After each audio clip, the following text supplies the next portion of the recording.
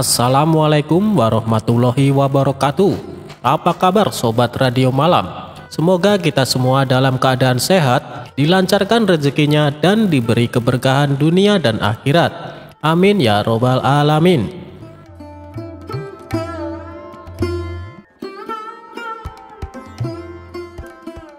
Seperti kita ketahui, Baginda Raja suka sekali menguji kecerdasan Abu Nawas. Menurutnya, itu adalah sebuah hiburan yang bisa membuatnya tertawa. Oleh karena itulah, Baginda Raja tak henti-hentinya mengerjai Abu Nawas. Dan pada kisah kali ini, Abu Nawas disuruh menebak 2 gentong air, di mana masing-masing gentong diisi dengan air yang berbeda. Yang satu berisi air panas, sedangkan satunya lagi berisi air dingin. Kisah ini bermula ketika Baginda Raja merasakan jenuh di dalam istana. Guna menghilangkan rasa bosan dan jenuhnya, ia pun kemudian menyuruh beberapa pengawal untuk memanggil Abu Nawas ke istana. Singkat cerita, datanglah Abu Nawas menghadap Baginda Raja. "Wahai Abu Nawas, aku ada tantangan untukmu. Kalau kau bisa menebaknya dengan benar, maka kau akan mendapatkan hadiah. Tapi kalau kau salah, kau akan dihukum. Apakah kamu berani menerima tantangan ini?" tanya Baginda Raja. "Siap Paduka yang mulia, hamba terima tantangan Paduka," jawab Abu Nawas. "Bagus, di depanmu itu ada 2 gentong air besar yang berisi air. Manakah di antara kedua gentong itu yang berisi air panas dan mana yang berisi air dingin? Tapi kamu tidak boleh menyentuh untuk menebaknya," tutur Baginda Raja. "Sebelum saya menebaknya, izinkan saya minta 1 permintaan," ucap Abu Nawas. "Baik, apa permintaanmu?" tanya Baginda Raja. Kemudian Abu Nawas meminta dihadirkan 2 ekor keledai di hadapannya. Lalu ia meminta kepada pelayan istana menyiram masing-masing keledai dengan air dari gentong yang berbeda. Setelah itu Abu Nawas memukul 2 keledai tersebut tepat di bagian yang kena siraman air. Keledai pertama langsung meringkik kesakitan dan berusaha lari. Adapun keledai yang kedua hanya menggigil tanpa meringkik. Lantas Abu Nawas berkata kepada Baginda Raja, "Seperti yang Anda lihat, wahai Paduka, dari reaksi kedua keledai ini, saya tahu mana yang air panas dan mana yang air dingin."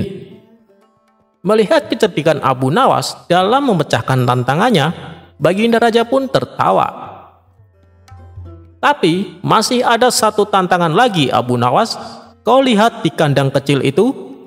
Di dalamnya ada 2 ekor anak itik. Manakah dari keduanya yang jantan dan mana pula yang betina?" tanya Baginda Raja. "Itu mudah saja Paduka yang mulia," jawab Abu Nawas merasa yakin.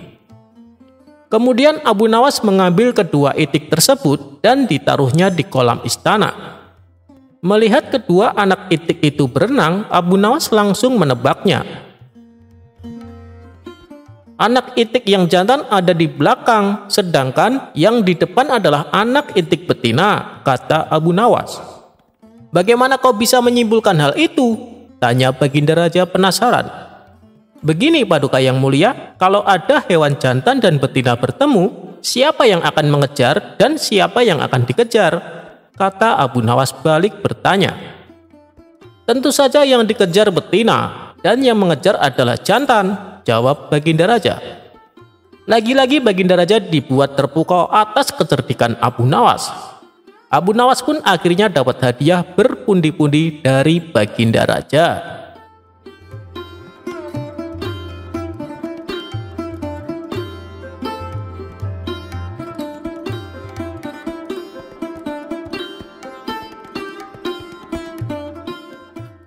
Abu Nawas divonis mati gara-gara buang air besar di sungai.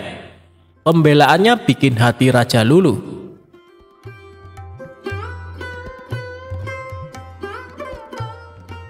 Kisah ini berawal ketika Abu Nawas menjelajahi hutan bersama Baginda Raja. Kala itu, Raja mengajak Abu Nawas untuk mengawal dirinya. Di sepanjang perjalanan ke hutan, mereka berdua dan beberapa pengawal menyusuri sungai. Raja mengingatkan kepada Abu Nawas dan para pengawalnya soal undang-undang kebersihan lingkungan. Salah satu pasal undang-undang tersebut berisi, dilarang buang air besar di sungai kecuali raja atau seizin raja. Pelanggaran atas pasal ini adalah hukuman mati.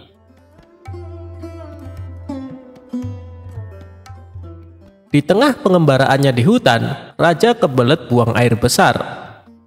Dikarenakan di dalam hutan, raja terpaksa BAB di sungai yang airnya mengalir ke arah utara. Ketika raja buang air besar, Abu Nawas ikut BAB juga di sebelah selatan raja. Begitu raja melihat ada kotoran lain selain kotorannya, dia langsung marah. Belakangan diketahui yang buang hajat adalah Abu Nawas. Demi hukum, Abu Nawas dibawa ke pengadilan. Ia divonis hukuman mati. Namun, sebelum hukumannya dilaksanakan, Abu Nawas diberi kesempatan untuk membela diri. Raja yang mulia, saya rela dihukum mati, tapi saya akan sampaikan alasan kenapa ikut buang air besar bersama raja. Itu adalah bukti kesetiaanku kepada raja, karena sampai kotoran raja pun harus aku kawal dengan kotoranku. Itulah pembelaanku dan alasanku, Baginda Raja.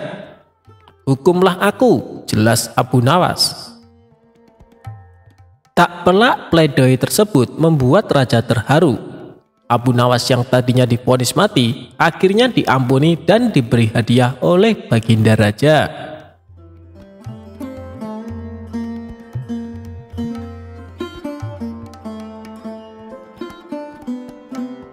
Abu Nawas dan lelaki super pelit. Alkisah, ada seorang laki-laki yang sangat pelit. Ia selalu memikirkan cara terbaik agar tidak terlihat memiliki banyak harta, sehingga orang-orang di sekitarnya tak akan meminta apapun darinya meskipun sedikit. Hingga pada suatu hari ia berkeliling ke desa-desa tetangga. Di pemberhentian terakhir, dia menemukan desa yang semua penduduknya suka menolong dan dermawan. Lalu laki-laki pelit ini berpura-pura menjadi orang yang sangat miskin. Tujuannya agar para penduduk desa iba kepadanya. Tanpa menaruh curiga, warga pun memberikan santunan banyak sekali, mulai dari makanan, uang, hingga baju. Kesempatan ini lalu ia manfaatkan untuk menimbun harta dan kekayaan. Kalau begini caranya, aku bisa kaya tanpa harus bekerja, pikir si laki-laki pelit itu kegirangan. Akhirnya laki-laki pelit ini memutuskan menjadi pengemis. Setiap hari yang ia lakukan mendatangi rumah-rumah warga untuk meminta-minta. Dikarenakan baju yang dia pakai compang-camping, tentu membuat para warga simpati dan kasihan.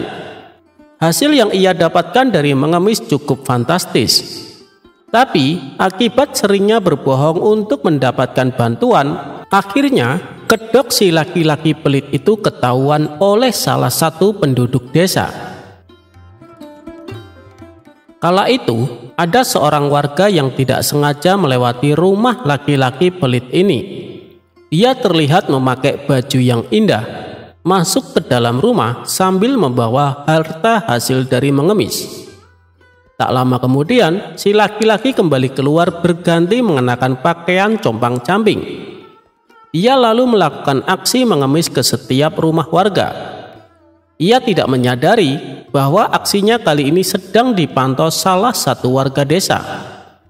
Kabar tentang kebohongan si laki-laki pelit itu akhirnya beredar di masyarakat.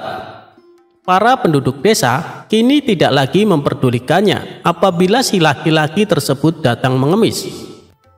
Para warga terus saja melanjutkan aktivitasnya, dan tak peduli tangisan palsu si laki-laki pengemis itu. Terlebih lagi saat mereka mengetahui apa yang dilakukan laki-laki itu dengan pemberian susu dan madu dari warga, karena ternyata diam-diam ia menimbunnya dan tak mau sedikit pun berbagi dengan tetangga sebelahnya.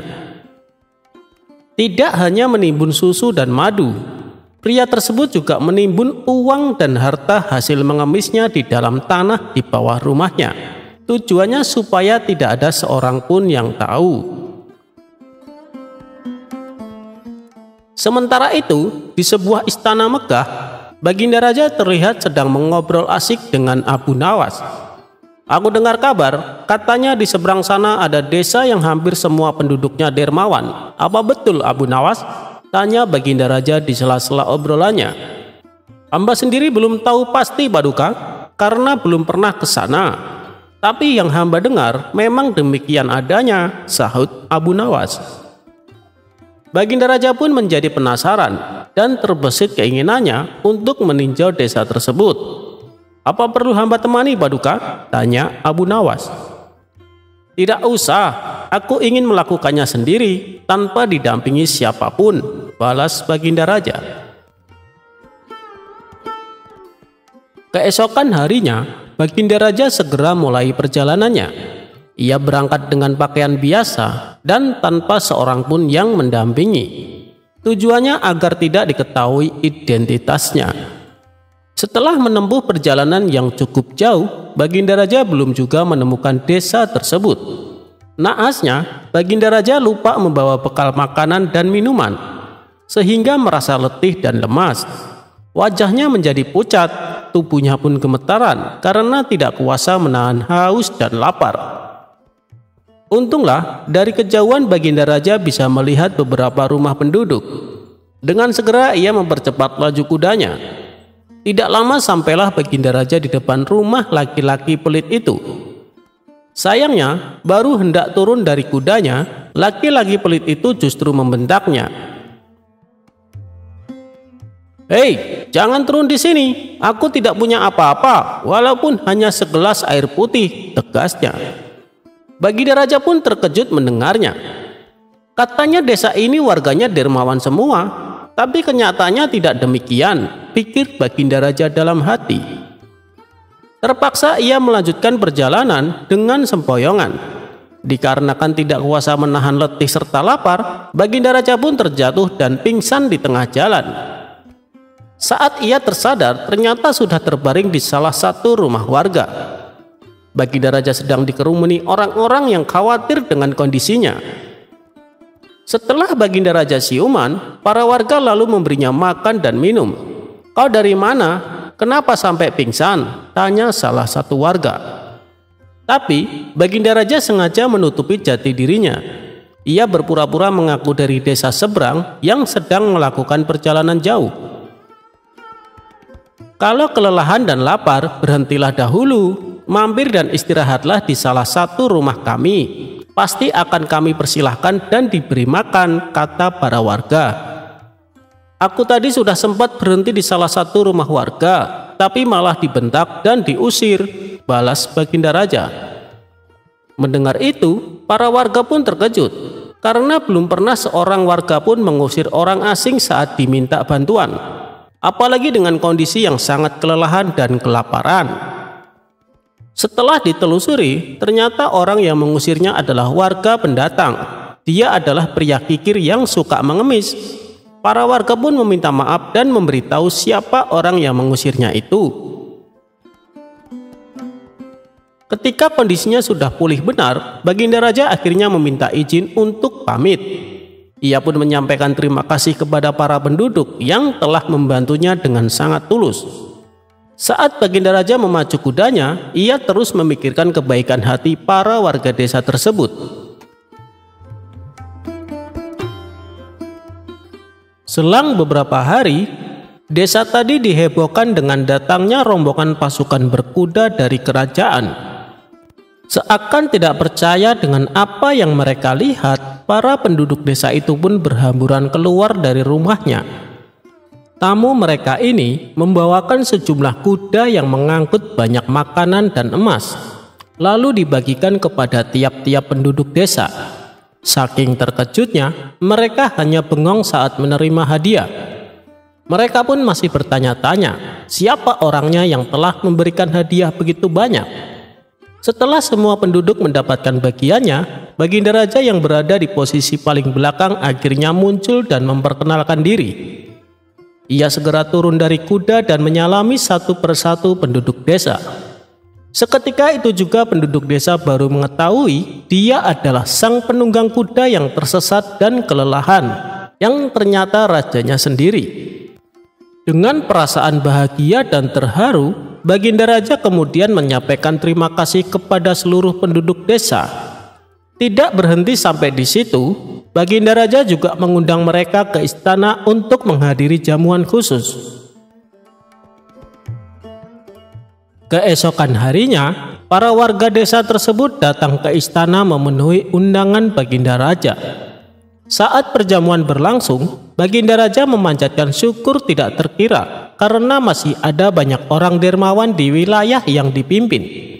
Mendengar kebahagiaan Baginda Raja, warga desa yang baik hati itu pun turut bahagia. Tapi tiba-tiba di tengah-tengah acara, Baginda Raja dikejutkan suara tangisan seseorang yang merengek minta masuk ke istana. Dikarenakan penasaran, Baginda Raja meminta pengawalnya untuk mempersilahkan orang tersebut masuk dan menyampaikan keluhannya. Ternyata yang menghadap Baginda Raja adalah laki-laki pelit yang menolak membantunya beberapa waktu lalu. Di hadapan Baginda Raja ia menangis terseduh-seduh. "Kenapa Paduka tidak menuju rumah hamba saja? Kenapa Paduka tidak menjadi tamu hamba saja? Andai saja Paduka menjadi tamu hamba, maka hamba juga akan turut diundang dan ikut memperoleh bongkahan emas." Si laki-laki kikir ini masih belum juga menyadari bahwa orang yang dibentak dan diusirnya tempo hari adalah Baginda Raja sendiri. Mendengar perkataan si laki-laki pelit, semua orang pun tertawa serta memintanya segera pulang. Sementara Baginda Raja dan Abu Nawas hanya bisa menggeleng-gelengkan kepala dan terheran-heran. Bagaimana bisa seorang yang pelit hidup di tengah-tengah orang-orang yang dermawan?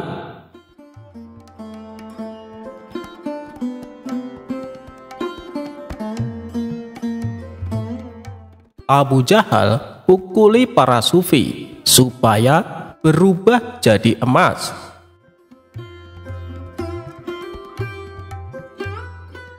Berawal dari adanya seorang pedagang sukses bernama Abdul Malik. Ia dikenal sebagai orang baik dari negeri Khurasan.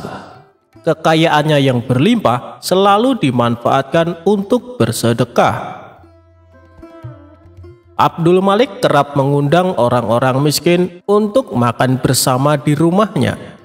Sampai ada suatu hari dia menyedekahkan hampir semua hartanya dan merasakan kelegaan yang jauh lebih nikmat dibandingkan ketika memberi hanya sebagian kecil.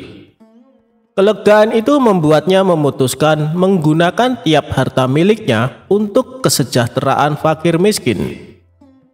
Abdul Malik membebaskan hatinya dari segala kekayaan duniawi dan berserah diri kepada takdir Allah Subhanahu wa Ta'ala.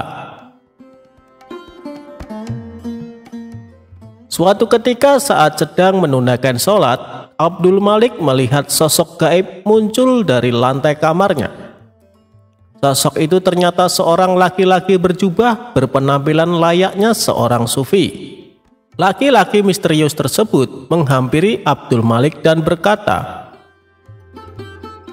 "Wahai Abdul Malik, manusia murah hati dari Khurasan, aku adalah dirimu sendiri karena engkau telah berbuat kebajikan yang sungguh mulia. Kau mampu melepaskan diri dari kekayaan tanpa merasa menjadi orang hebat. Oleh karena itu, aku menganugerahkan kau dari sumber anugerah yang sejati. Ketahuilah, setiap hari dengan cara ini aku akan muncul di depanmu. Saat itu pukullah aku dan aku akan berubah menjadi emas. Ambillah emas itu sebanyak yang kau mau. tak perlu khawatir kau akan menyakitiku, sebab yang kau ambil akan diganti dari sumber segala anugerah." Setelah berkata demikian, sosok itu pun lenyap seketika.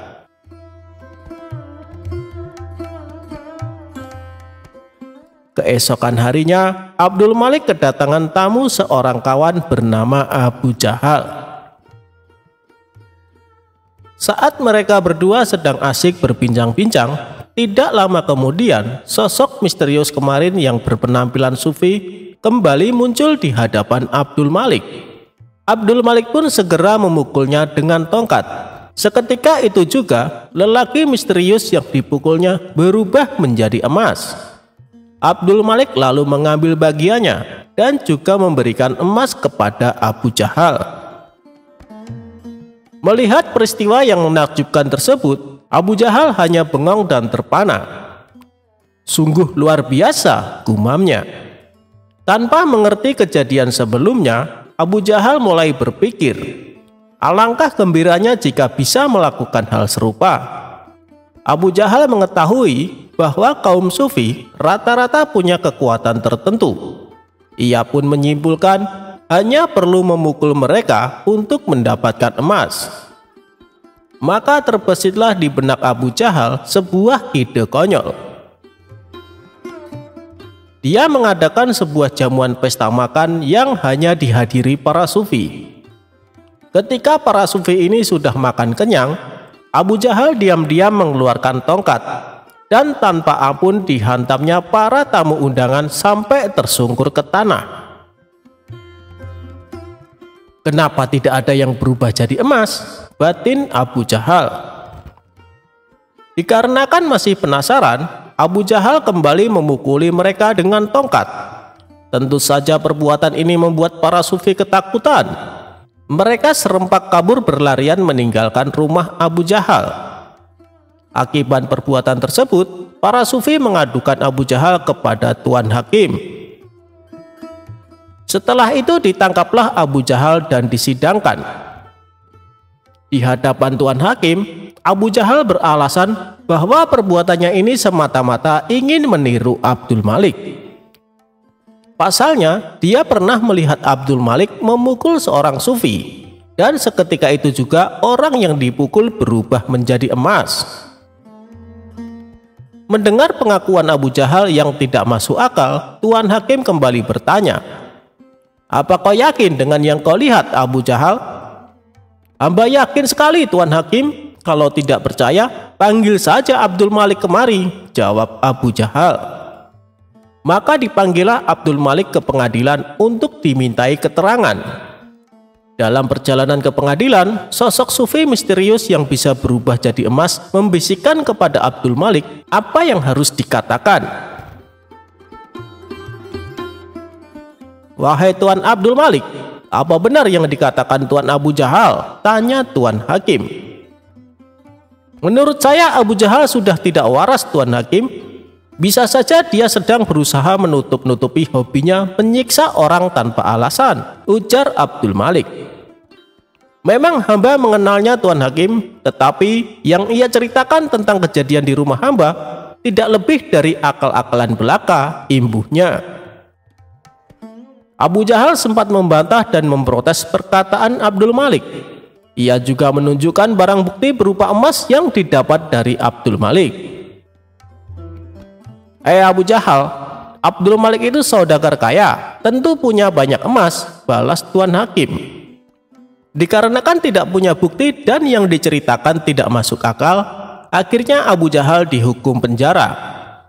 Sementara Abdul Malik masih melakukan rutinitas seperti biasa, memberikan sedekah uang dan makanan kepada fakir miskin setiap harinya.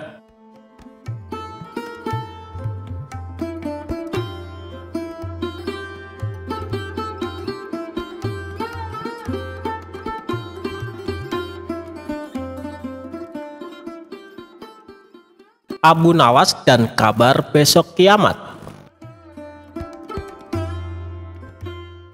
Diceritakan, Abu Nawas memiliki hewan peliharaan.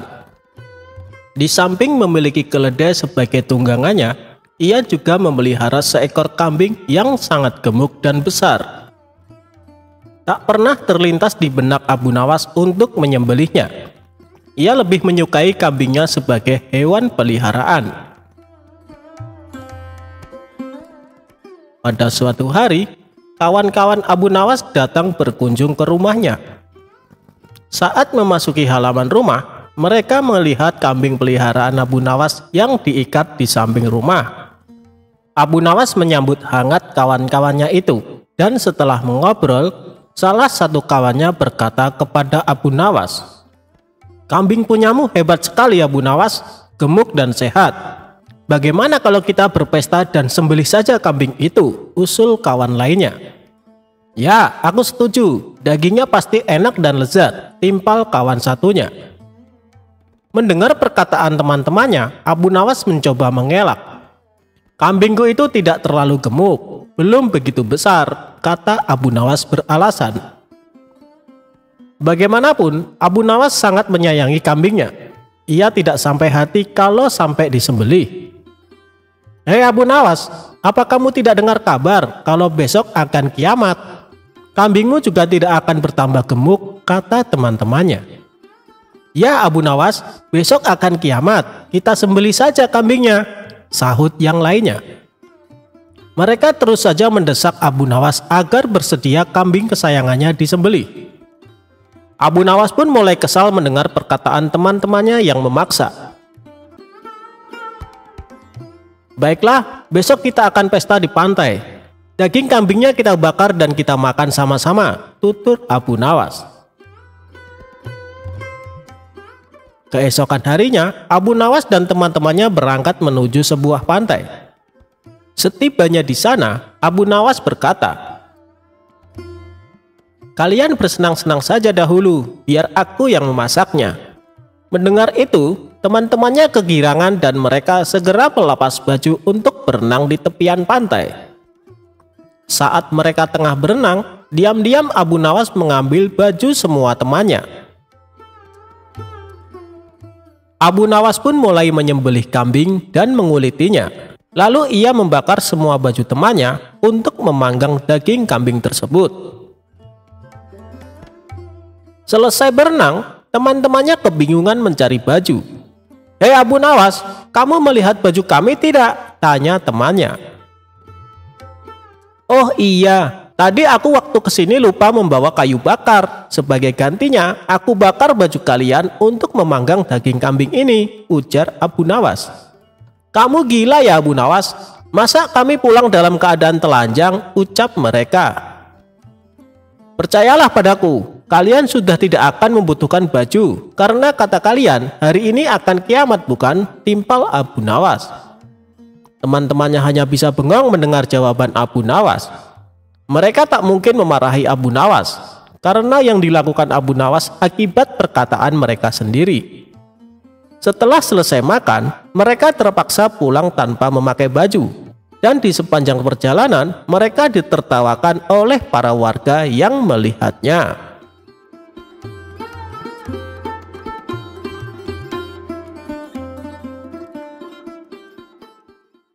Abu Nawas mencari jarum yang hilang.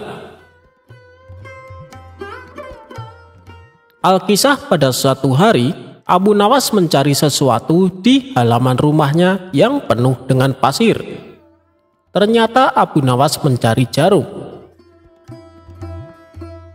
Tetangganya yang merasa kasihan ikut membantu Abu Nawas mencari jarum tersebut. Tetapi selama 1 jam lebih mereka mencari jarum tersebut tidak juga mereka temukan. Kemudian tetangganya bertanya kepada Abu Nawas, "Wahai Abu Nawas, kira-kira di mana engkau menjatuhkan jarum itu?" tanya tetangga itu. "Jarumnya sih jatuh di dalam rumah," jawab Abu Nawas. "Loh, maksudnya bagaimana? Kalau jarum itu jatuh di dalam rumah, mengapa engkau mencarinya di luar rumah?" tanya tetangga tersebut keheranan. "Karena di dalam rumah tampak gelap, sedangkan di luar terang," jawab Abu Nawas tanpa dosa. Kisah ini selesai sampai di sini, singkat namun penuh makna. Ada yang memaknai jika mencari kebahagiaan di luar rumah itu tidak ada artinya. Padahal kebahagiaan sesungguhnya ada di dalam rumah yang terkadang tak terlihat.